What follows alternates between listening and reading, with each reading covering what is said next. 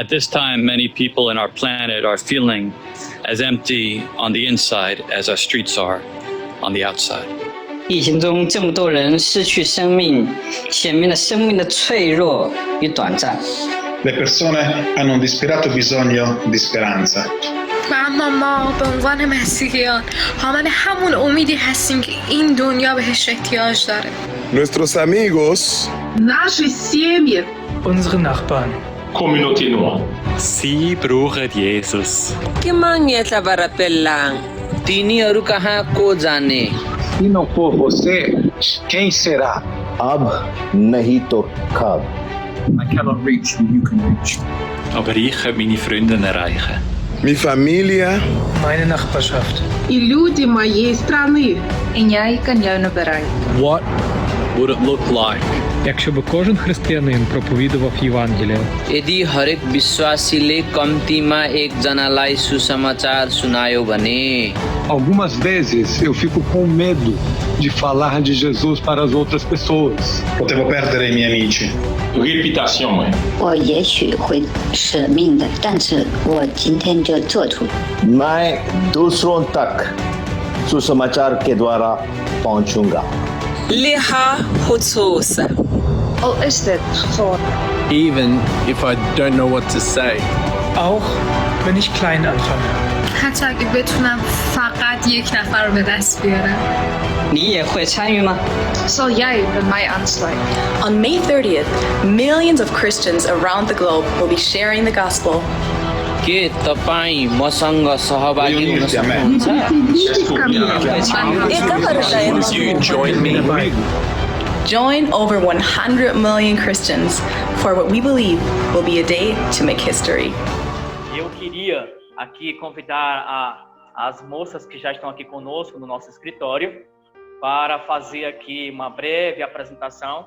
E eu vou pedir para que elas fiquem aqui ao meu lado, por gentileza. E eu vou falar novamente do projeto e uma pode interpretar o que eu vou falar para vocês verem a necessidade de Libras, né? E, consequentemente, a Adila também pode falar. Vocês decidem aí qual das duas vão conversar primeiro, ok? Bem rapidinho. Como eu já falei, nós iremos agora, no início de agosto, nós iremos dar início ao workshop de Libras. É uma ferramenta necessária que você precisa aprender para evangelizar e para ganhar os surdos da sua cidade, do seu bairro, da sua família para o Senhor Jesus. Portanto, tanto a Adila, que está aqui interpretando, como a Gabi, que está do lado dela, irão fazer esse projeto lindo e maravilhoso de forma voluntária e vai estar lá disponível gratuitamente no YouTube, no nosso canal. E aproveito para dizer que se você não é inscrito no nosso canal, você clica lá, se inscreve e já ativa o sininho para você receber as notificações das aulas, dos workshops que serão gravados. Evidentemente que será uma plataforma bem simples e vamos falar de evangelização através de Libras, ensinar você a evangelizar através de Libras de uma forma bem básica, porque nós queremos descobrir e saber quem são os vocacionados, quem vai se apaixonar e quem é apaixonado por essa área, para nós fazermos o filtro e, consequentemente, te treinar de forma mais qualificada. E fica aqui o meu desafio para os pastores, para as igrejas e para os líderes, montar grupos, montar equipes em suas igrejas para participar dessa ferramenta maravilhosa que é Libras. Ok? Então, muitíssimo obrigado, Adila. Não sei se a Gabi vai falar. Então, vem para cá, Gabi. Gabi já vai falar um pouquinho também. Eu tenho acompanhado e tenho treinado várias igrejas, você já pode falar, eu estou dizendo. Eu tenho acompanhado e tenho treinado várias igrejas, tanto aqui no Pará como fora do Pará, Ceará e outros estados.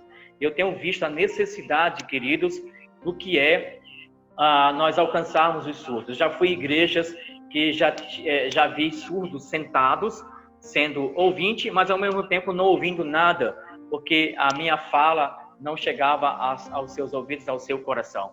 E aquilo me partiu o coração. Então eu tenho desafiado as igrejas, desafiado aos pastores, aos líderes, a formarem grupos, a treinar os seus líderes, para de forma voluntária servir as igrejas para que, consequentemente, elas possam alcançar os surdos da sua cidade, como já falei, e alcançar aquelas pessoas que estão nas escolas, que estão nas cabeceiras dos rios, seja ele qual for, precisando de Jesus, precisando da proclamação do Evangelho. Então, nós vamos ter mais uma ferramenta para você evangelizar. E falando de evangelização, se você quer treinar a sua igreja, nós estamos disponíveis aí até a sua igreja para levar ferramentas, métodos, material e treiná-lo também com ferramentas de evangelização para juntos alcançarmos o reino de Deus e pessoas para a glória do Senhor Jesus. Ádila e Ana Gabriela, nosso muito obrigado por sua participação. Que Deus em Cristo os abençoe. Então receba os aplausos aí do nosso pessoal que está do outro lado. Aplausos é assim, né? Ok. Tchau, tchau. Queridos, é uma honra receber pastor Renato Campos. Renato é pastor de igreja. Renato é também o líder da missão GCPP aqui no Brasil e em África. É nosso parceiro no Instituto IMAG. É meu conterrâneo cearense, gente boa, gosta de rapadura como eu, e ele tem uma vasta experiência na área da evangelização, do treinamento. Eu tive o prazer e o privilégio de andar um pouco com o Renato no Ceará, junto com outros amigos, treinando, e a gente continua fazendo isso, né, pastor Renato? Sim, graças a Deus. Deus me deu o privilégio de conhecer você também, rapaz. Obrigado, boa noite a todos, Deus abençoe cada um de vocês. Espero que seja um tempo agradável, que nós possamos gastar esse tempo, utilizar esse tempo da melhor forma possível. Codemos me fez um desafio falar com vocês a respeito de ferramentas de evangelização. Eu escrevi um livro agora há pouco, que é um livro sobre missões, que tem uma parte, um capítulo do livro dedicado a falar sobre motivações pelo qual você faz evangelismo e missões. E eu não podia deixar de falar e começar falando sobre isso, Nicodemos. Pois não. Eu acho tão importante quanto conhecer métodos. Eu acho importante que os métodos eles venham precedidos de boas motivações. O que a gente tem hoje são muitas pessoas fazendo evangelismo por motivos errados, né? De ver pessoas fazendo evangelismo para encher a igreja. É por isso que a gente tem tanta igreja cheia de pessoas vazias. Não existe a motivação correta por trás do que está se fazendo. Os resultados quase nunca são os esperados. As pessoas fazem evangelismo, algumas, por medo.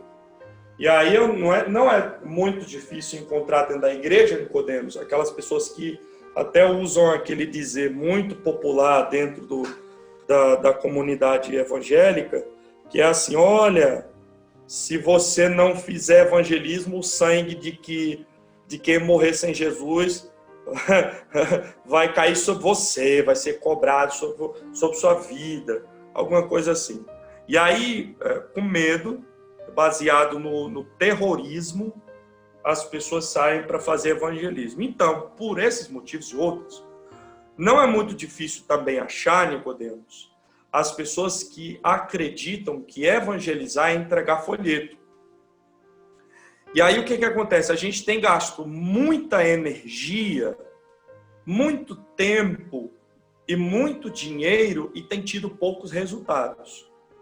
E aí algumas pessoas se perguntam, até por curiosidade, por que isso acontece. Mas poucas são as pessoas que procuram resposta na Bíblia do porquê isso está acontecendo. E é muito óbvio, porque quando você vai em Atos 2 e você começa a enxergar como funcionava a igreja naquela época, e você faz um paralelo de como funciona a igreja de Cristo, aqui não tem nada a ver com nenhuma denominação, e eu não estou falando de denominação nenhuma, estou falando de Deus, ou de igreja de Deus. Quando você faz esse paralelo, Nicodemos, você consegue claramente identificar o motivo pelo qual se gasta mais energia hoje, se investe mais tempo hoje, se gasta muito mais recursos hoje, você tem muito menos resultados. Então, eu queria começar falando sobre esse conceito macro de evangelismo. Bem rápido, eu vou levar 5 minutos, mas eu não posso deixar de falar sobre isso. Para isso, eu separei aqui um slide. Pode ser? Eu posso compartilhar? Com certeza. Então, eu vou tentar compartilhar aqui. Então, vamos lá. Qual é esse conceito macro que eu estou falando de evangelismo? Primeiro, a gente precisa entender algumas coisas. Algumas as pessoas até conhecem, né? Mas não entendem. Então, vamos lá. Qual é o conceito macro de evangelismo? Primeiro, evangelismo, eu preciso entender, e essa, na verdade, é a verdade mais conhecida na igreja, mas pouco desenvolvida na mente dos cristãos, que evangelismo é uma oportunidade de compartilhar as boas novas de Jesus. Né? Todo mundo fala sobre isso. 2, evangelismo é a expressão de obediência, Nicodemos. E aí, quando eu faço evangelismo por medo, ou para encher a minha igreja, eu digo que eu faço evangelismo por motivações erradas, porque eu não estou evangelizando por obediência, eu estou evangelizando por medo. 3, evangelismo é uma forma de agradecer a Deus. A maioria das pessoas na igreja, ou eu não vejo a maioria das pessoas na igreja entendendo que servir a Deus através do evangelismo, ou seja, ser instrumento para anunciar essa verdade irrefutável, e a gente vai já entender qual é essa verdade irrefutável, não pode ser nenhuma outra verdade além dessa. Eu não vejo a grande maioria das pessoas entendendo que fazer evangelismo é uma forma de agradecer a Deus por tudo que eu já tenho. Não é nem agradecer pelo que eu ainda vou receber, mas é por aquilo que eu já recebi. A outra coisa é uma maneira de glorificar a Deus. E aí eu falo muito com o pastor Jeff nos nossos treinamentos, e muitas pessoas tomam conhecimento ou passam a entender isso nesse momento que a gente compartilha, é que a grande maioria das pessoas da igreja reclama de não ter uma vida, ou de não conseguir ter uma vida muito íntima com Deus, de não ter intimidade com Deus. Elas têm intimidade com os irmãos, elas servem à igreja, muitas delas servem à igreja para fugir de ter essa intimidade, como uma forma de aliviar o peso da consciência. Mas por quê? Porque elas não entenderam que quando eu faço evangelismo, ao mesmo tempo em que eu glorifico o nome do Senhor, eu estou conhecendo melhor a Deus. Então, quando eu evangelizo, eu também crio intimidade com Deus. Por último, nessa verdade macro sobre evangelismo, a gente diz que é a maneira mais eficaz de ensinar os novos discípulos.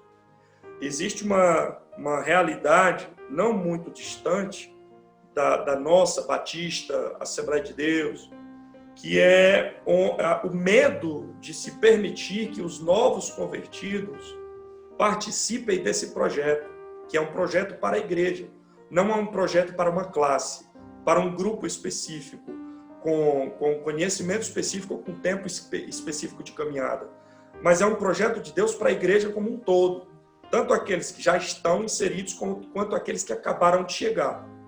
Quando eu entendo isso, eu permito que o novo convertido ou o novo discípulo participe desse projeto, porque não existe nenhuma escola bíblica dominical, nenhum treinamento de doutrina, nenhum culto específico, ou nada que a igreja possa fazer que seja mais eficiente para ensinar o novo discípulo, para amadurecer o relacionamento do novo discípulo com Deus, do que ele está já servindo através do evangelismo. Então, se a igreja entende essa verdade macro do evangelismo, se os irmãos entendem essa verdade macro do evangelismo, eles vão fazer evangelismo com alegria. E aí você não vai fazer evangelismo como um peso. Não vai ser algo que você faz quando sobra tempo. Vai ser algo que você vai viver. E aí eu me lembro muito da vida da minha sogra. A minha sogra, ela é a expressão disso que eu acabei de dizer. Então, quando você conhece a minha sogra, você entende que ela não tem uma missão de evangelizar. Na verdade, isso faz parte do viver dela, porque ela entendeu que é uma forma de expressar gratidão, que é uma forma de agradecer, que é uma forma de obedecer, que é uma forma de estabelecer relacionamento com Deus, de glorificar o nome dele. E também é uma maneira eficaz que ela usa quando ela aproxima, quando ela fez isso comigo, e aí eu posso dizer, usando a minha vida como experiência, quando ela aproxima dela aqueles que começaram a andar com Cristo. E aí ela usa essa ferramenta, esse projeto de Deus para a igreja, como forma de amadurecer aqueles que estão começando a caminhar com Cristo. Então eu preciso primeiro entender esse conceito macro de evangelismo, para evangelismo não ser uma dor, né? Ser um prazer, ser uma alegria, ser algo que eu vivo fazendo, não é algo que eu planejo fazer. Evangelismo não é uma coisa que eu tenho que planejar terça, quinta e sábado, mas é algo que eu acordo procurando oportunidade de fazer. Na padaria, na minha escola, no meu trabalho. Tem uma coisa que eu criei, um conceito, vamos dizer assim, uma maneira de viver que eu criei para mim, Nicodemos, eu compartilho em alguns treinamentos, que eu faço sempre questão de quando eu conheço novas pessoas, em qualquer situação da minha vida, eu faço questão de compartilhar com elas quem eu sou. Então eu sempre vou compartilhar com pessoas que eu acabei de conhecer que eu sou cristão ou que eu sou pastor. Por quê? Porque isso, além de me proteger, eu não gastar tempo com essas pessoas falando de outras coisas menos importantes, isso vai criar oportunidades para que eu possa expressar esse modo de viver, que é o evangelismo na minha vida, não sendo uma tarefa, mas sendo um privilégio, um prazer, uma alegria. Deu para entender isso? Perfeito. Eu costumo dizer, pastor Renato, que evangelização não é um departamento, é um estilo de vida. Isso. E tudo se encaixa com o que você já falou. Exatamente, é perfeito. Então, exatamente. Eu digo também, evangelismo não é um projeto da igreja. Existem métodos de se fazer evangelismo, mas evangelismo não é um método, é uma forma de viver, é uma expressão de vida. Então, dito isso, eu quero só ler algumas coisas aqui bem rápido para a gente passar para o que de fato interessa. Eu queria deixar claro aqui que evangelismo bíblico, e eu acabei de falar sobre isso, ele nunca muda. Nunca muda. Então, eu não vou inventar roda aqui hoje. Evangelismo bíblico nunca muda. Ele sempre exige 4 coisas.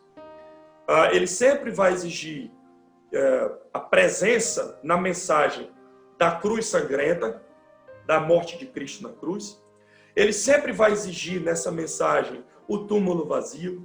Ele sempre vai exigir nessa mensagem um amor incomparável de Deus. E ele sempre vai exigir nessa mensagem que você comece a se relacionar, um relacionamento discipulador. Isso vai ficar mais claro daqui a pouco. Evangelismo não é apenas anunciar a verdade a alguém, mas é passar a fazer parte da vida de alguém através dessa mensagem. E aí aqui eu quero dar um exemplo muito claro. O que foi que Jesus fez com todo mundo que se aproximou dele? Exatamente isso. Ele mostrou essa expressão do amor de Deus através do relacionamento que ele criou com cada pessoa que se aproximou dele. Então, falando de maneira mais clara, quando eu digo que eu quero ser um evangelista, essas 4 coisas precisam fazer parte da minha vida. Eu vou sempre lembrar nos meus diálogos de que Cristo morreu na cruz, e eu preciso anunciar isso, de que Cristo ressuscitou, que o túmulo está vazio, as pessoas precisam conhecer que o Deus que eu sirvo não está morto, está vivo. Eu preciso compartilhar desse amor que me atingiu e que mudou a minha vida, e as pessoas precisam conhecer esse amor poderoso que transforma, que restaura, que muda, que liberta. E eu preciso ter coragem e responsabilidade de começar a me relacionar com essas pessoas. O relacionamento que nós chamamos de relacionamento discipulador, o relacionamento que transforma, que muda, que ajuda, que ampara, né? Então, se eu consigo ter essas 4 coisas na minha vida, eu posso dizer que eu sou um evangelista de fato. Se eu consigo anunciar e viver essas verdades, eu posso dizer que eu faço evangelismo. Deu para entender? Perfeito. Ok. Dito isso, eu vou começar com um princípio muito importante na vida do evangelista, Nicodemos. Se o evangelista não usa esse princípio, ele não é evangelista, pelo menos aos olhos da Bíblia, que é um princípio bíblico. É um acróstico chamado Raízes. Nós sempre, quando treinamos, nós falamos que para você ser um bom evangelista e usar os métodos que eu vou ensinar daqui a pouco, você precisa ter o princípio de raízes. Voltar às raízes bíblicas, entender o conceito de igreja naquela época e começar a agir e trabalhar como aquele povo fazia, né? É fantástico ver 3 minutos de pregação e 3.000 almas se convertendo. Hoje em dia, a gente ora durante 3 meses, prega durante 3 horas e 3 pessoas se convertem. Então, é o oposto do que acontecia na igreja primitiva, que a gente abandonou algumas coisas que são bíblicas. Então, o que é que significa esse princípio raízes? Estabelecer o princípio raízes na vida para ser um bom evangelista. O primeiro deles vai de encontro ao que eu acabei de falar. O bom evangelista, ele vai investir tempo nas pessoas. Conviver com pessoas. Nós estamos vivendo um tempo cada vez mais difícil, Nicodemos, onde as pessoas não querem ouvir falar de Jesus. Elas não acreditam mais nessa mensagem que transforma. O que acontece é que elas precisam confiar em quem está anunciando. O que é que Jesus fazia naquele tempo, que era um tempo parecido com o de hoje? Ele começava a estabelecer relacionamento com as pessoas. O que é que a igreja primitiva fazia? Ela se relacionava com as pessoas. Então, o que a igreja precisa entender hoje é que o evangelismo é muito mais do que distribuir folhetos. É muito mais do que gastar 10 minutos numa calçada com alguém. É ter coragem, responsabilidade de investir tempo na vida das pessoas. Segunda coisa é o acolhimento. Eu preciso, para ser um bom evangelista, criar estratégias de aproximar essas pessoas da igreja ou de outros crentes. Porque quando eu começo a trazer essas pessoas para o convívio cristão, essas pessoas começam a ser transformadas através do testemunho de outras pessoas. O que acontece hoje é que muitas pessoas têm vergonha de trazer os seus amigos para o convívio cristão e acabam indo para o convívio do mundo. Então, que é na igreja, eu sempre digo isso há 21 anos que eu sou pastor na igreja, eu sempre digo isso para o jovem. É mais fácil hoje você ver um jovem do mundo levar um crente para onde ele está do que um crente trazer o jovem do mundo para onde ele está. E o que a igreja primitiva fazia era exatamente isso. Ela acolhia as pessoas no convívio deles. Elas não saíam do seu convívio para viver o contrário. Eu me lembro de uma passagem que Pedro quis fazer isso, né? E Paulo, observando o comportamento de Pedro, Paulo repreendeu o que Pedro estava fazendo e chamou Pedro à realidade, a que ele voltasse a fazer o que a igreja estava fazendo. Terceira coisa, para ser um bom evangelista, Nicodemos, eu preciso aprender a orar pelas pessoas, né? É incrível como os crentes hoje não oram mais. Eles não oram para absolutamente nada. Quem dirá orar pelas pessoas que estão sendo evangelizadas? O Instituto John Haggai fez uma pesquisa, Nicodemos, e concluiu que quase 75%, ou seja, quase 7 pessoas e meia em cada 10 dentro da igreja não oram. Então, como é que você vai ser um bom evangelista se você não ora? O que está acontecendo é que você está achando que é a tua palavra, a tua eloquência, o teu poder, o teu argumento, a tua força quem vai convencer. E isso não agrada a Deus. O que agrada a Deus é a gente estar na dependência dele, perceber que é o Espírito Santo que faz a obra toda, não somos nós, né? Então você tem que orar por quem você está evangelizando. A quarta coisa, você precisa aprender a exercer compaixão, zelar pelas pessoas que você está evangelizando. Eu costumo dizer nos treinamentos que as pessoas hoje não querem mais apenas ouvir um crente falador. Elas querem amigos que se importem verdadeiramente com a vida delas. É muito mais fácil hoje alguém no teu trabalho te ouvir porque você estendeu a mão para ajudar em algum momento da vida dele e vai ser um evangelismo muito mais eficaz, que era o evangelismo que Jesus fazia. E tem vários exemplos, né? Por exemplo, Jesus foi pedir um copo de água a uma mulher que estava precisando muito de ajuda. E Jesus usou a oportunidade de abençoar aquela mulher de alguma forma para poder compartilhar com ela. Então, zelar pelas pessoas que você quer compartilhar do evangelho, que é muito mais do que ouvir você, elas vão sentir o amor que você está compartilhando com elas.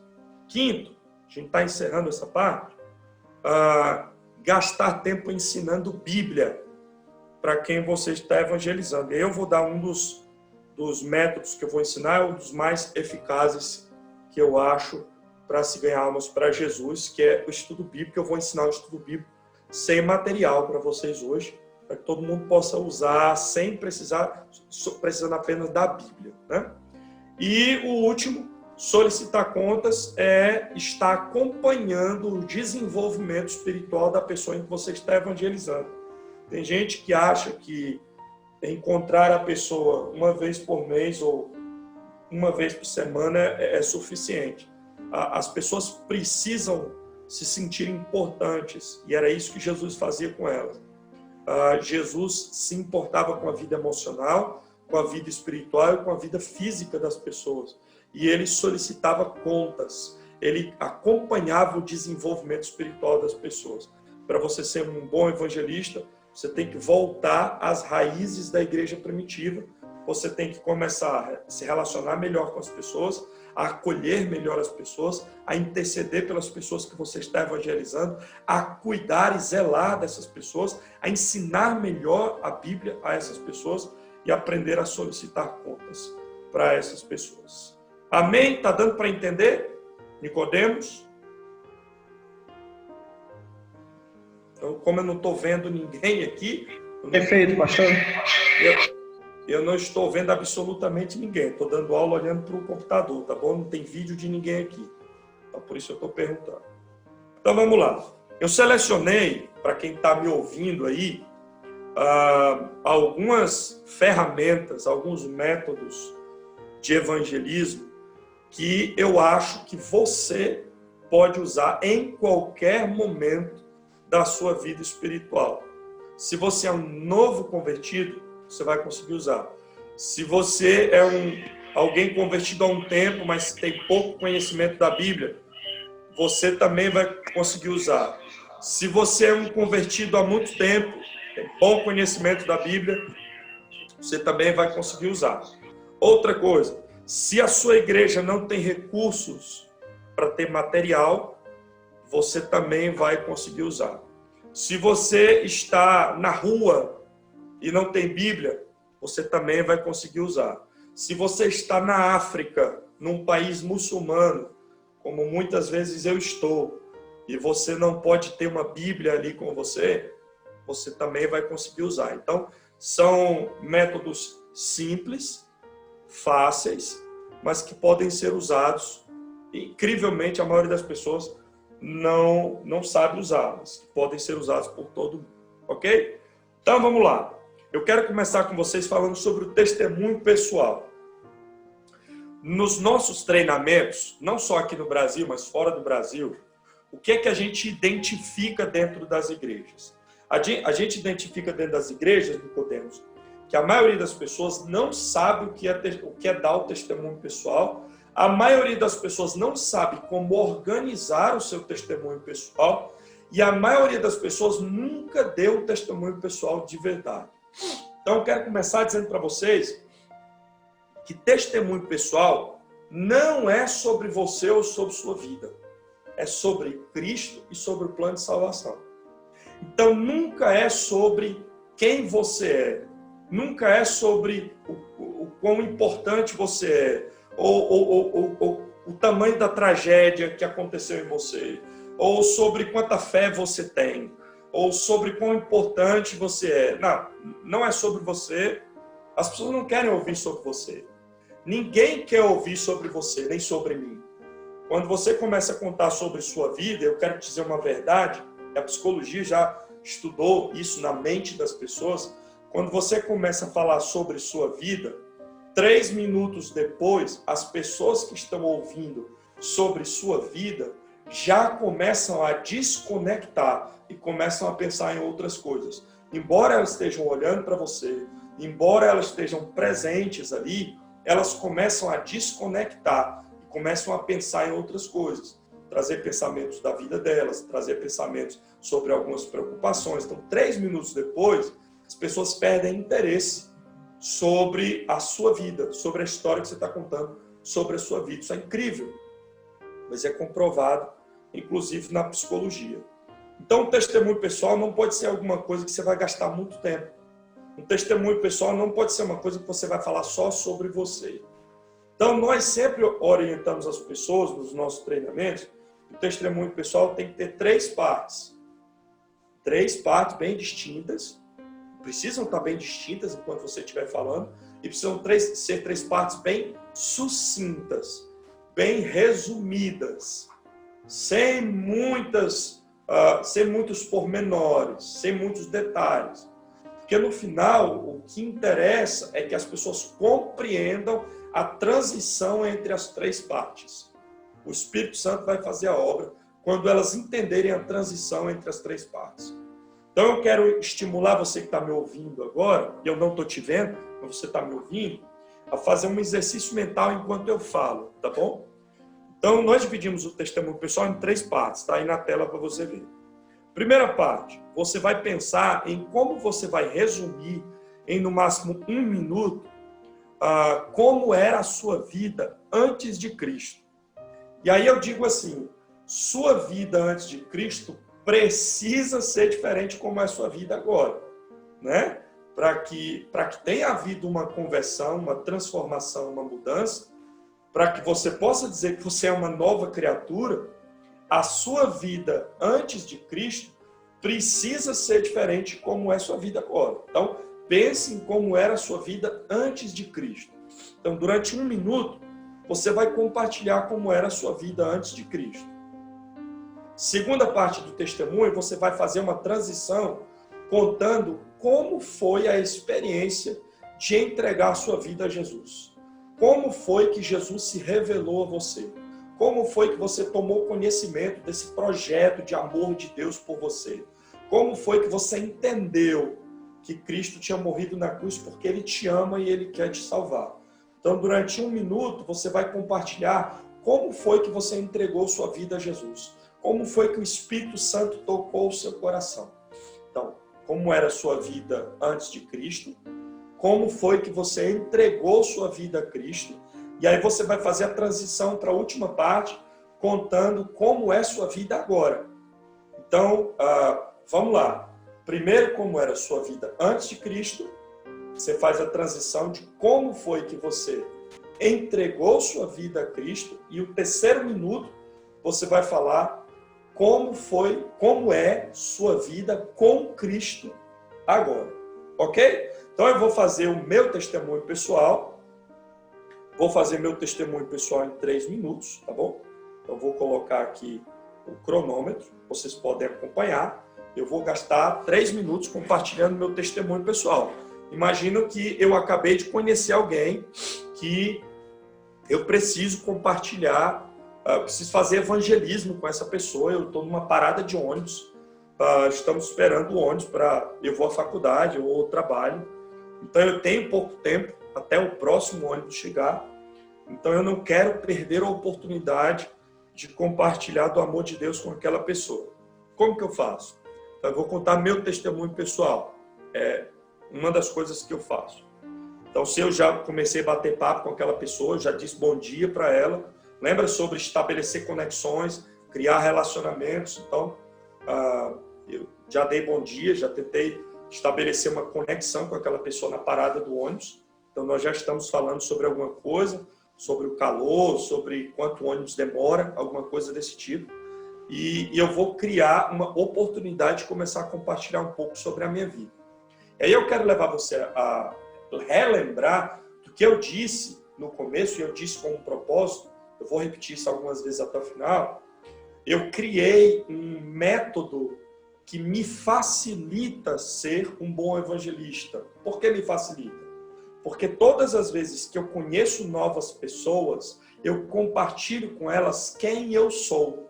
Então, quando eu compartilho quem eu sou, eu já crio oportunidades para falar sobre aquilo que eu acredito, sobre a minha fé, sobre as verdades bíblicas, porque eu já revelei quem eu sou. Se eu encontro alguém na parada e eu começo a falar sobre um monte de coisa que não tem nada a ver com a minha vida, é muito difícil que eu tenha a oportunidade de compartilhar meu testemunho de vida.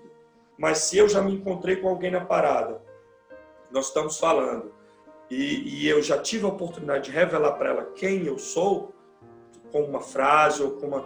Vou dar um exemplo. Eu me encontrei com alguém na parada e nós estamos falando sobre a vida. Ela falou, puxa, como está quente. E eu digo, está quente, a gente tem que agradecer a Deus que tem o sol. Porque Deus é tão bom, que a gente tem o sol para aquecer. Imagina, as pessoas estão lá no Alasca, tanto frio, né?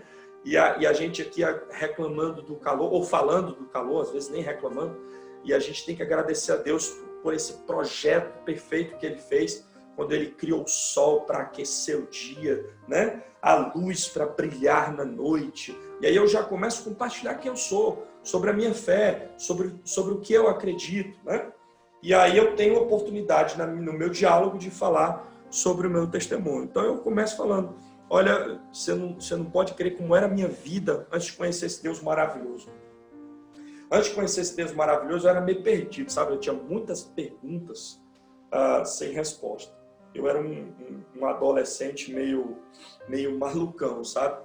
Eu acreditava em tudo, ao mesmo tempo eu não acreditava em nada, porque eu estava com muita sede. Eu queria encontrar resposta para os conflitos da minha adolescência, para as perguntas da minha adolescência, e ninguém podia me responder, né? Os meus pais tinham as suas respostas, mas as suas respostas eram respostas para questões morais. Eu queria outras respostas, eu queria respostas sobre as minhas perguntas sobre a vida, sobre o futuro, sobre a existência, sobre aquele ardor, sobre a fé que eu via nos outros e eu não tinha, sobre o porquê as pessoas iam à igreja e eu não sentia nenhuma vontade de ir à igreja. Eu tinha muitas dúvidas, sabe? Eu ficava me questionando, perguntando quem podia me tirar essas respostas, mas eu nunca pensei em fazer essas perguntas para Deus, que eu achava que Deus era alguém muito distante e eu não tinha acesso a esse Deus. Ele era impessoal, ele não era pessoal. Segundo minuto. Mas um dia, incrivelmente, com um amor que eu não posso dizer que tamanho era, Deus me fez conhecer uma pessoa, um amigo. O nome dele é Anderson. E esse cara, quando eu comecei a me relacionar com ele, nós fizemos uma amizade, uma das primeiras coisas que ele falou para mim foi que ele amava Deus, que Deus era muito bom para a vida dele. E eu comecei a pensar, quando eu estava nessa minha amizade com o Anderson, puxa, esse Deus é tão bom com o Anderson, será que esse Deus pode ser bom comigo? E o Anderson começou a compartilhar sobre todas as coisas que Deus tinha feito na vida dele. E eu fui ficando curioso por conhecer esse Deus. Um dia de madrugada, o Anderson já tinha me falado que eu podia falar direto com Deus em oração. Mas eu não sabia orar, então um dia de madrugada eu pensei, eu vou tentar falar alguma coisa com Deus e conversar aqui com Deus, pode ser que Deus me responda. E quando eu comecei a falar com Deus, a oração foi fluindo e eu fui colocando para fora tudo o que eu queria falar naquela noite.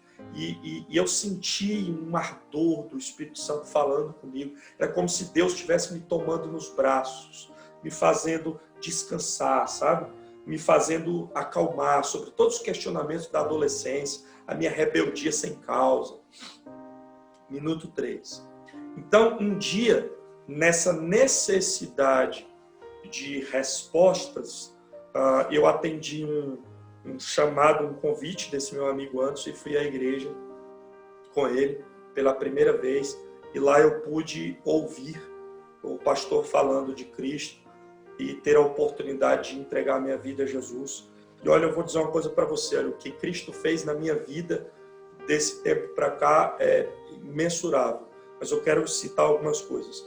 Deus tirou do meu coração todas as dúvidas, Ele esclareceu todas as dúvidas que eu tinha na minha vida. Ele me transformou em um adolescente muito mais maduro, muito mais consciente de tudo. Também Jesus me deu uma esperança. Alguns questionamentos sobre dor, sobre sofrimento, sobre doença, sobre morte, sobre futuro, a Bíblia começou a me responder, o Espírito Santo começou a tocar no meu coração de uma maneira tão profunda que agora eu não tinha mais medo de morrer, porque eu sabia que não importava o que acontecesse nessa vida, um dia eu ia estar nos braços do Pai. Então agora eu sou uma pessoa muito mais consciente de quem Deus é na minha vida, do que Ele representa. E eu posso te dizer que se eu tivesse feito isso antes, eu tinha aproveitado muito mais. Não me arrependo de jeito nenhum, foi a melhor coisa que eu fiz na minha vida. Mais ou menos isso, 3 minutos e 32 segundos, eu compartilhei sobre Jesus, não falei muita coisa sobre mim, fui bem genérico no que eu falei sobre mim, porque o importante não era fazer as pessoas refletirem sobre a minha vida, mas sobre o que estava acontecendo na minha vida. Então eu fui genérico no que eu falei, não fui específico, não falei nada em detalhes, e ser genérico fez com que enquanto as pessoas ouvissem o que eu falava, elas pensassem somente nas transições que estavam acontecendo. Como era a minha vida antes de Jesus, como eu entreguei minha vida a Cristo, como é a minha vida agora. Então você precisa, em casa, fazer um exercício de como fazer o seu testemunho em 3 minutos, usando essas 3 partes do testemunho, ok? Segunda forma, um evangelista chamado Estrada de Romanos. Eu sou um cara muito raiz nesse sentido, então, quanto menos coisas que não sejam apenas a Bíblia, mais eu tenho receio de usar em evangelismo, sabe? Então, eu trouxe para vocês apenas coisas, como eu falei, que a gente usa a Bíblia. Né? Testemunho pessoal, você pode inserir alguns versículos, né? Enquanto você fala sobre as transições, você pode inserir versículos. E na Estrada de Romanos, você vai usar apenas a Bíblia, tá bom? Então, se você tiver com sua Bíblia agora, eu queria que você pegasse sua Bíblia e abrisse sua Bíblia em 1 João 5,13. Rapidinho. Eu não vou dar muito tempo, porque depois eu posso entregar esse material para o Nicodemos e ele compartilha com vocês. Você abre sua Bíblia em 1 João 5,13, tá bom? E é lá que vai começar todo o evangelismo. Imagina que você não tem 3 minutos, mas você tem 10 minutos para falar de Jesus para alguém. Melhor do que você ficar contando histórias de pessoas ou histórias da sua vida, é você usar a própria palavra como um instrumento de evangelização. Muitas vezes, falar menos e deixar a Bíblia falar mais é mais eficiente, porque a Bíblia é uma carta de amor para o homem. Então, quando a carta de amor é lida, ela toca muito mais profundo o coração das pessoas do que as nossas palavras. Então, a Estrada de Romanos é uma série de versículos, explicando para vocês, são uma série de versículos que eles se conectam e eles falam sobre o plano de salvação, tá bom? Então, ele é o único versículo fora do livro de Romanos, é o primeiro. Então, você pode anotar 1 João 5,13, e aí você pode abrir a Bíblia e começar compartilhando na rua, na calçada com alguém. 1 João 5,13. Então, você vai ler o versículo, ele diz: essas palavras escrevo, a vós que credes no nome do Filho de Deus, para que saibais que tendes a vida eterna. Então, a primeira coisa que você vai falar com quem você está evangelizando, usando a Estrada de Romanos, é que a vida eterna é real. Você precisa fazer com que as pessoas acreditem que a vida eterna existe. Que é incrível como a maioria das pessoas nem acredita que o céu existe, nem acredita que o inferno existe. Né? A maioria das pessoas acredita que morreu aqui, acabou tudo. Incrível como você vai encontrar pessoas que pensam assim. Então você precisa começar mostrando na Bíblia que a vida eterna é real. E a Bíblia foi escrita para que a gente tenha essa certeza. Tá bom? Então mostra aí que a vida eterna existe. Bom, o lugar onde você vai passar a vida eterna é diferente, mas a vida eterna, ela existe. Ok? Então vamos lá. 1 João 5,13. Segundo versículo. Romanos 3,23. Que é o segundo versículo que você vai ler. Enquanto você conversa. Você está conversando, explicando. Primeiro se falando que a vida eterna existe. Segundo versículo. Porque todos pecaram e destituídos estão na glória de Deus. Então você vai falar. Todos nós somos pecadores. Todos nós, eu e você. E aí você vai compartilhar sobre o que é o pecado. Deixe a pessoa que você está evangelizando entender o que é o pecado. Né? O pecado é roubar, matar, mas o pecado também é mentir. Então todo mundo pecou. E todo mundo foi separado da glória de Deus por causa do pecado. Terceiro versículo, Romanos 6,23. Porque o salário do pecado é a morte, mas o dom gratuito é a vida eterna em Cristo Jesus, nosso Senhor. Então, terceira coisa que você vai compartilhar. todo mundo pecou. O pecado, então, tem consequência. Então, é a terceira coisa. A primeira, a vida eterna existe. A segunda, todos pecaram. A terceira, o pecado tem consequência. Né? Quarto versículo, Romanos 5, 8. Mas Deus dá a prova do seu amor para conosco em que, quando éramos ainda pecadores, Cristo morreu por nós. Aí você diz, olha, todos nós pecamos, o salário do pecado é a morte, mas Jesus morreu na cruz por nós. Quem é Jesus? O que foi que Jesus fez por nós? Compartilhe com essa pessoa. É esse momento que você vai compartilhar. Nós tínhamos uma dívida, precisávamos pagar essa dívida. Mas Jesus, por causa do seu grande amor, né, ele morreu por nós, sendo nós ainda pecadores. Ele não esperou que a gente corrigisse a nossa vida para morrer por nós, não. Sendo nós ainda pecadores, ele morreu por nós. Quinto versículo. Romanos 10, 9. Porque se com a tua boca confessares a Jesus como o Senhor e em teu coração creres que Deus ressuscitou dentre os mortos, serás salvo. Então, você vai dizer para ele. Primeiro, a vida eterna existe. Todos nós somos pecadores. O pecado cobra salário, tem preço, tem consequências. Mas, mesmo nós sendo pecadores, Cristo morreu na cruz por nós. E, se nós confessarmos a Jesus como nosso Senhor, nós seremos salvos. Nós precisamos crer, e aí eu gosto de explicar, que eu creio que não é só acreditar, né? A Bíblia diz que a gente precisa ter Ele como Senhor. Senhor significa ter Ele como mestre. Eu sempre explico isso para as pessoas que eu estou evangelizando. Quando eu digo para ela que ela precisa aceitar Jesus como Senhor, reconhecer Jesus como Senhor, significa reconhecer Jesus como mestre. Reconhecer como mestre significa o seguinte: o que Ele mandar eu vou fazer. Ele manda, eu obedeço. Tá bom? Último versículo, Romanos 10, 13. Porque todo aquele que invocar o nome do Senhor será salvo. Salvo para viver com Ele a vida eterna prometida lá no primeiro versículo que nós lemos. Deu para entender? Espero que você tenha entendido. Então vamos lá. Como é que funciona a estrada de Romanos? Voltando. Primeiro versículo. Você vai falar que a vida eterna é real. Ela existe. 1 João 5,13. Segundo versículo.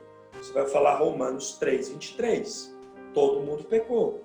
Todos estão separados da glória de Deus. Inclusive ele que está te ouvindo. Né?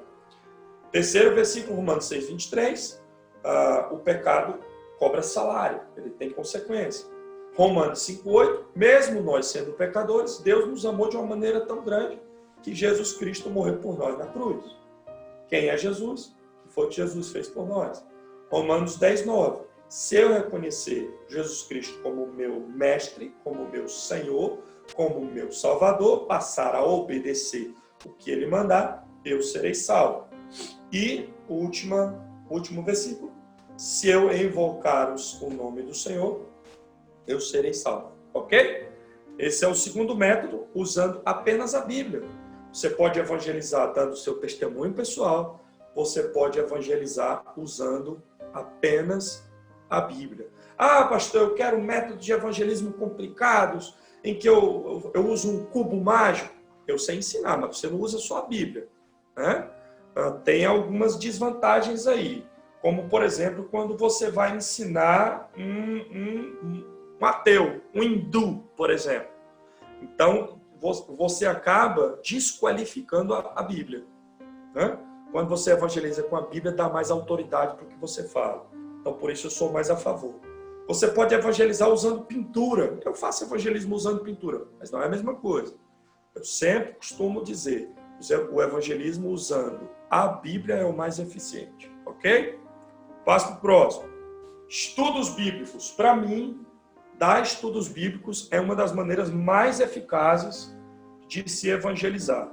Mas, pastor, dar estudo bíblico, às vezes, demanda recurso, porque a igreja tem que ter dinheiro para imprimir estudos bíblicos.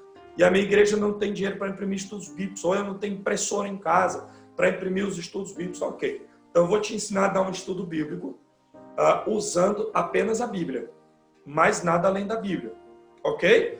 É um estudo bíblico baseado nos princípios das verdades espirituais. Então, depois que você aprender isso, você vai usar para evangelismo, você vai usar para a sua vida pessoal, eu te garanto. Então, escuta. Eu quero usar um exemplo, tá bom? Evangelho de João, capítulo 1, versículo 1 ao 17. Você pode abrir aí, na sua casa, a Bíblia. João, capítulo 1, versículo 1 ao 17. Deixa aberto, eu não vou ler. Você sabe o conteúdo do que tem aí, imagino que saiba. Então, como é que funciona esse estudo bíblico? Imaginemos que você marcou um estudo bíblico com alguém e você vai à casa dessa pessoa ministrar um estudo bíblico. Lembra que eu falei que uma das coisas principais em evangelismo é criar relacionamento? Então, quando eu digo que uma das coisas principais em evangelismo é criar relacionamentos, eu reforço o que eu acabei de dizer, que estudo bíblico é uma das maneiras mais eficazes de fazer evangelismo.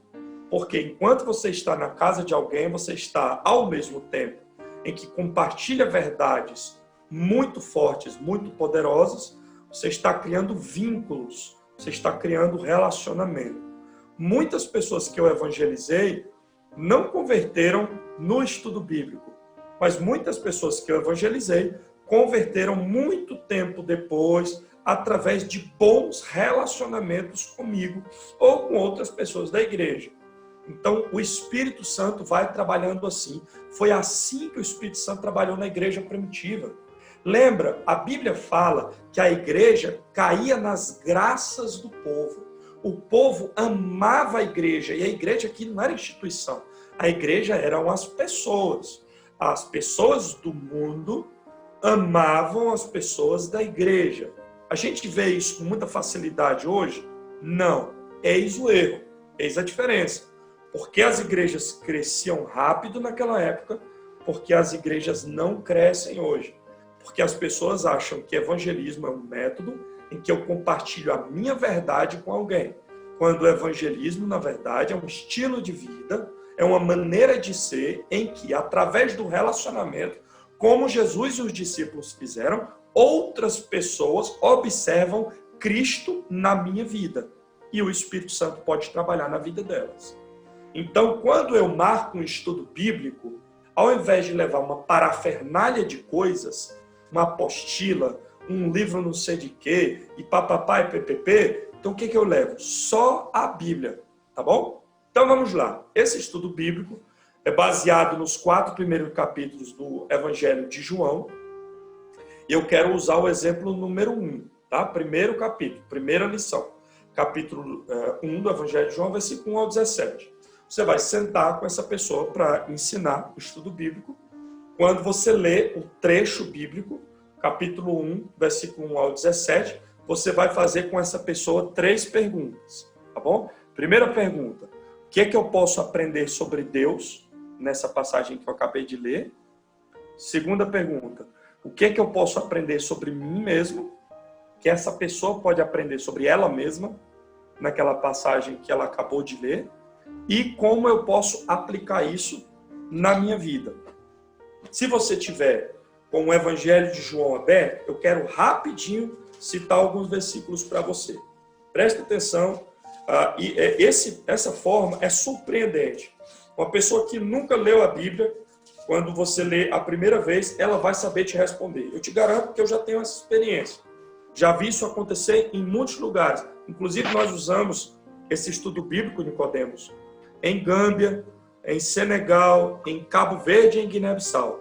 São países africanos, Senegal e Gâmbia. Senegal 99% muçulmano e Gâmbia 95% muçulmano. Nós entramos nas casas dos muçulmanos em que nós já tínhamos relacionamentos, começamos a usar estudos bíblicos usando apenas a Bíblia. Então, você vai fazer as 3 perguntas. Se você tiver com a Bíblia aberta, então vamos lá. O que é que você pode aprender sobre Deus? Se você for no versículo 1, você vai ver que Deus, no versículo 2, você vai aprender sobre Deus que ele estava no princípio da criação de todas as coisas. Ok? No versículo 3, você vai aprender que tudo foi feito através dele. Sim ou não? Você vai aprender, tudo foi feito através dele. Você vai aprender nesses 17 primeiros versículos, pelo menos 10 coisas sobre Deus. Sobre você mesmo. Você vai aprender sobre nós, né? Sobre mim mesmo. Eu vou aprender, por exemplo, versículo 11. Eu vou aprender que Jesus veio para as pessoas, mas muitas pessoas não o receberam, né? Eu vou aprender aqui no versículo... me ajuda aí, Nicodemos. Estou procurando aqui. Versículo 16, né? Nós vamos aprender que se nós recebemos Cristo, nós recebemos a plenitude de graça sobre graça. Então eu vou aprender aqui 5 ou 6 coisas sobre nós mesmos. Como eu vou aplicar isso na minha vida? Se eu reconhecer Jesus como o Senhor e Salvador da minha vida, eu tenho a vida eterna. Não é o que diz aqui? Não é o que diz ou não é o que diz aqui? Sim. Pronto. Então eu vou aprender como é que eu vou aplicar isso na minha vida. Se eu reconhecer Jesus como o Senhor e Salvador da minha vida, eu sou salvo. Eu tenho a vida eterna. Então eu usei só um exemplo de um capítulo do Evangelho de João, mas você pode usar o princípio das verdades espirituais usando essas 3 perguntas em qualquer passagem da Bíblia. E você pode dar estudos bíblicos para pessoas usando apenas a Bíblia. Então vamos lá. Como eu tenho pouco tempo para falar, tem que ser corrido mesmo. Primeira pergunta, o que eu posso aprender sobre Deus? Segunda pergunta, o que eu posso aprender sobre mim mesmo? Terceira pergunta, como eu posso aplicar esse texto na minha vida?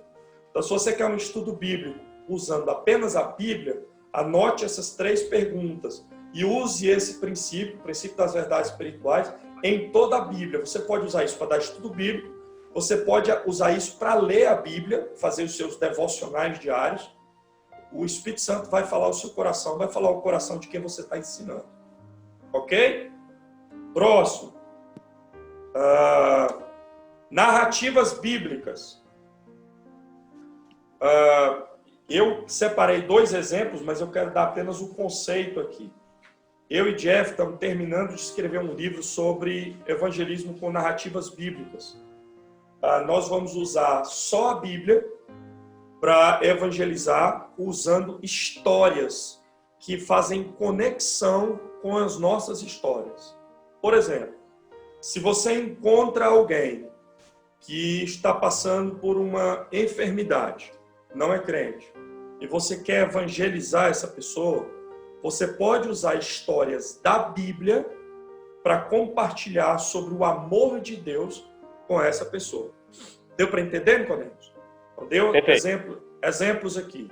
Por exemplo, se você encontrar uma pessoa doente, você pode usar Marcos 5:25, contar a história da mulher hemorrágica, o encontro da mulher hemorrágica com Jesus.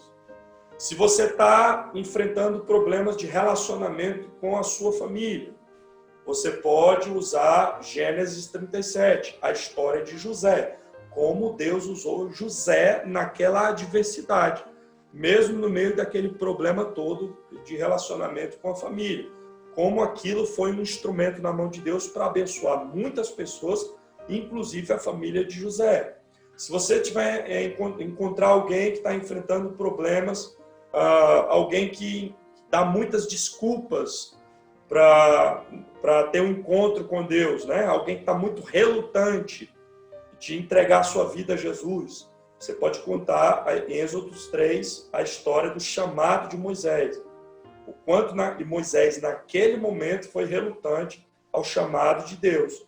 Deus queria usar Moisés e Moisés usou muitas desculpas no Êxodo capítulo 3, capítulo 4, para não atender o chamado de Deus. Mas quando ele atendeu o chamado de Deus, como aquilo foi bom para a vida dele. Como foi revigorante, como foi sobrenatural a atender o chamado de Deus, reconhecer o chamado de Deus e dizer sim para o chamado de Deus. Então, assim, você pode pegar alguém que está com problema de vício, alguém que está com problema, alguém que está passando por problema de adultério, você pode usar narrativas bíblicas, alguém que está passando por sofrimento de ansiedade, depressão, você pode usar narrativas bíblicas. Alguém que está passando por situações de abandono, você também pode usar narrativas bíblicas, de modo que nós temos descoberto que não existe nenhum assunto na modernidade, na pós-modernidade, que a Bíblia não tenha tratado, que não tenham histórias na Bíblia que possam nos ajudar. Então, essa é uma forma de evangelismo, usando apenas a Bíblia, que dá autoridade para o que você fala.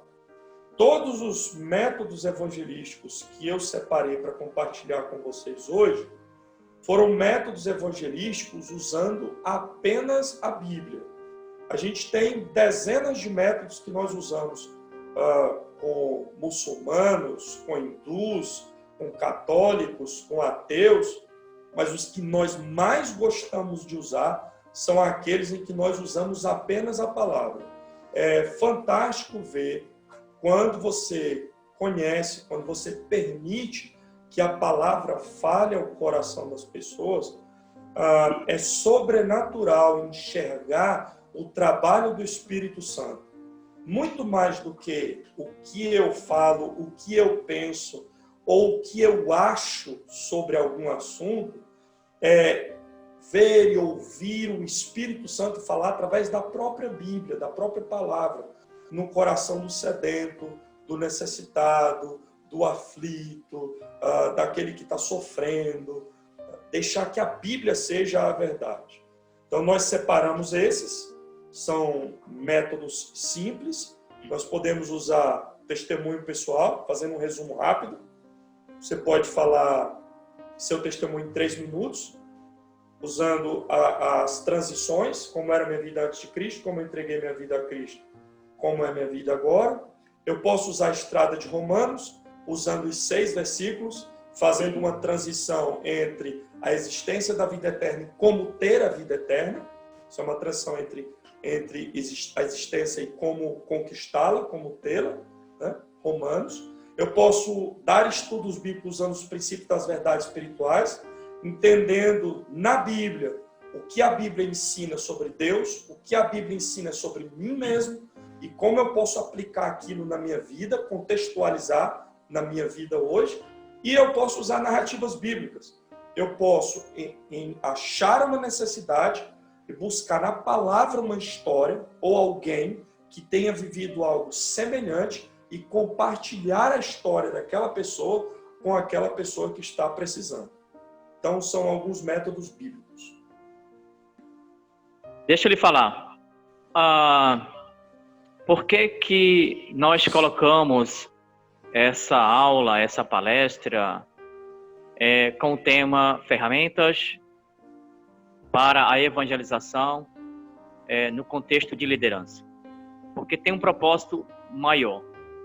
Para mim, pastor Renato, você que é pastor de igreja, já pastoreia há muitos anos, e aqui nos escutando tem vários pastores, vários líderes de igreja, tem aqui conosco líderes de departamento, de ministérios importantíssimos em nossas igrejas, pessoas que estão integradas a esses ministérios, a esses departamentos. Para mim, como cristão e como crente em Jesus, não pode, e eu queria que você me ajudasse a validar a minha tese, que talvez não seja a minha, mas de Jesus, que para mim não pode haver líder sem esse sentimento da proclamação, sem esse sentimento da evangelização, de fazer com que aqueles que estão em sua liderança possam, pelo exemplo do líder,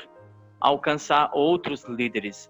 Eu costumo dizer que Deus nos chamou para liderar gente, liderar pessoas, porque coisas são as pessoas que fazem. Se não tem pessoas, não tem coisas. Portanto, a prioridade é sempre pessoas. E daí, eu quero acreditar que a igreja existe para a proclamação do Evangelho. E eu queria que você investisse mais 5 minutos para nós, falando já que você treinou, já que você deu métodos muito excelentes, simples e profundo. Eu também costumo falar que a evangelização ela é simples, mas muito profunda. Eu queria que você investisse 5 minutos ainda do nosso tempo falando da importância do líder evangélico, líder cristão, na evangelização. Ou seja, é importante conhecer as ferramentas para a evangelização. E eu queria que você falasse, nos confrontasse em amor, em Cristo Jesus, sobre essa importância, sobre essa necessidade da proclamação. Então, se nós temos líderes que têm esse entendimento da proclamação, a igreja pode avançar. Sim ou não? Claro. Me deixa falar uma frase que não é minha, mas eu quero compartilhar. Uma vez eu li uma frase, Nicodemos, que era assim: o pastor, ele primeiro prega com um martelo para depois pregar com palavras. O que é que esse ditado quer dizer? Quer dizer que a igreja está observando o que o pastor está fazendo, o líder está fazendo, primeiro, antes de fazer. Então, pegando o seu gancho aqui, eu não consigo enxergar, Nicodemos, dentro da nossa denominação, eu sou o secretário executivo da Ordem dos Pastores do Estado de Ceará, Batista, né? A gente costuma dizer que nós, na pós-modernidade, nós líderes, temos aprendido a sair da nossa zona de conforto para ter resultado. Porque não se tem resultado sentando em cadeiras. Não se tem resultado sentando em cadeiras. A igreja moderna, ela espera que o seu pastor faça primeiro, seja exemplo. Então, a igreja moderna, as pessoas modernas, elas esperam que aquele que ensina, ele faça aquilo que ele ensina. Deixa eu dar um exemplo aqui. Pastor Jeff, a gente trabalha junto há 21 anos. Há 21 anos. E até compartilhar uma coisa da minha intimidade aqui, minha intimidade ministerial. Ao mesmo tempo que nós trabalhamos juntos, eu sou pastor da igreja há 21 anos, fazer 22 anos esse ano que eu sou pastor presidente da igreja. Nós trabalhamos há 21 anos, e há 21 anos eu vejo o pastor Jeff deliberar financeiramente sobre a vida de outras pessoas, abençoar financeiramente a vida de muita gente. Há 21 anos eu observo ele tirar dele para dar para quem precisa, para compartilhar com outros líderes, com outras pessoas, com a visão mais ampla, a visão macro do reino. E eu vim observando o pastor Jeff a fazer isso. Mas eu confesso a você que dentro, não na minha vida pessoal, não na minha vida normal, pessoal, mas dentro do ministério, 5 anos atrás houve um estalo na minha mente, eu compartilhei isso com ele, compartilhei já na ordem com outros pastores, foi observando o pastor Jeff, que é o meu líder na missão, deliberar financeiramente sobre a vida de outras pessoas, que eu aprendi, observando, eu aprendi a fazer a mesma coisa.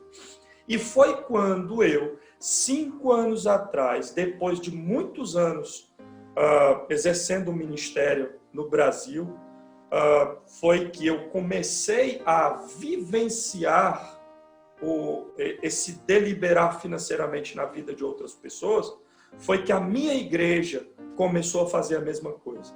Então, durante esse tempo todo, eu sempre reclamei que, como pastor, líder da igreja, que a igreja era muito mesquinha, era muito pão dura. Nós, pastores, costumamos dizer que a igreja é muito mesquinha, não contribui para a expansão do reino. Nossa igreja é uma igreja missionária, nós queríamos expandir bastante, mas não tínhamos recursos. Foi quando eu aprendi a deliberar sobre a vida de outras pessoas que a minha igreja começou a fazer a mesma coisa. Então é muito importante que dentro de um projeto missionário, e quando eu ajudo igrejas a formarem ministérios de missões ou associações a formarem os seus grupos de missões para a plantação de igreja, tanto aqui no Ceará quanto fora do Ceará, dentro da nossa denominação batista, nós sempre compartilhamos isso. O líder precisa ser alguém que primeiro aprendeu a pregar com um martelo para depois aprender a pregar com a palavra. ele precisa ser alguém de frente, alguém que faz para ser exemplo. E o líder que não faz, ele só quer mandar, é um líder antiquado, não é um líder moderno. A igreja moderna está esperando o pastor fazer. A igreja moderna está esperando o líder fazer. O líder de hoje que não entendeu isso, ele vai ficar para trás. Perfeito. Então, daí a importância de você como líder, ou qualquer outra pessoa como líder de igreja, ou na igreja, a importância da proclamação do Evangelho, porque, afinal de contas, nós fomos chamados para proclamar a Jesus. Então, daí o porquê desse contexto da evangelização, das ferramentas, dentro de um curso de ferramentas para líderes. Para mim, a minha maior satisfação, pastor Renato, será ver homens e mulheres testemunhando que após esse seminário de 6 dias, com 12 palestras, com 12 ferramentas, 12 palestrantes, conseguiram, através da palavra, inflamar os seus corações, eles falarem, nós estamos agora fazendo. E os que já estão fazendo, continue ampliando a sua visão. E os que não estão fazendo, possam caminhar por essa ideia da proclamação. Ferramentas para liderar gente e, consequentemente, compartilhar. Me permita só mais um minuto, por favor. Para mim, me é muito estranho, dentro do ministério esse tempo todo, você sabe, você é um cara que trabalha muito, você sabe que eu sou um cara também que trabalho muito aqui. A gente ajudou a plantar algumas... Ajudou, porque quem faz tudo é o Espírito Santo, mas a gente gosta de se envolver na obra, né? Desde colocar um tijolo em cima do outro a sair para o campo para evangelizar.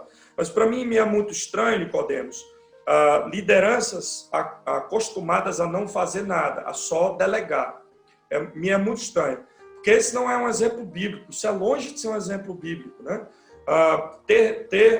Estar tão acomodado, ter preguiça de trabalhar, é o contraposto de quem era Jesus e os discípulos. Você pode pegar ali o evangelho, em todos os evangelhos sinóticos, você vai encontrar a história de quando eles ouviram a história de João ter sido morto. Aquele dia foi possivelmente o dia mais cansativo do ministério de Jesus e dos discípulos. Foi um dia enorme, com ação social, com serviço, com amor, enfrentando cansaço, tão cansaço ao ponto de enxergar Jesus e ver um fantasma, né? Isso não impediu, essa coisa extenuante não impediu que o dia seguinte, sem dormir, eles continuassem fazendo o ministério. Então, é o contraponto de quem Jesus e os discípulos eram, são os líderes preguiçosos, aqueles que não fazem, aqueles que só delegam.